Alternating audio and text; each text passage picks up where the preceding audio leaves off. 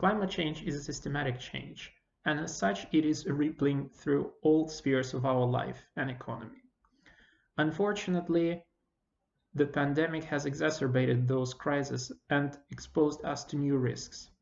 Finance industry is no exception from that. The risks that finance industry and asset managers are exposed due to climate change have grown in the recent years in the ways that were not to be imagined even just 5 years ago, or more so. How do you respond to that while also finally recognizing that your paradigm needs to change? That the corporate short-termism and the shareholder primacy are among the reasons why we are in the current climate crisis situation. It is extremely important that the governments all over the world who are now scrambling to build back better and greener, as we hope and urge, have asset managers and bankers as their helpers in these efforts.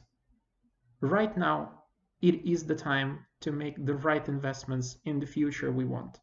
And there is no room there for saying that the government investment somehow will crowd out the private one. Quite to the contrary. Exactly, the government investment will serve as a guidance what will be those productive industries on the future that will bring you new returns, better returns, more sustainable returns on your investments. It is nice to see that many of you in the industry already respond with your very resilient, very good frameworks on the ESG criteria and sustainability criteria for asset management. Unfortunately, many of those guidelines are still voluntary, not covering the industry as a whole, and also are sort of patchy.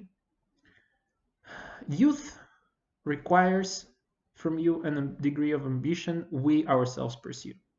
In order to achieve a systematic change and stop the finance from being the vehicle of pursuing projects that are damaging the environment and the climate, we need an ambitious, binding agreement on what are the sustainability criteria that finance and asset managers need to pursue.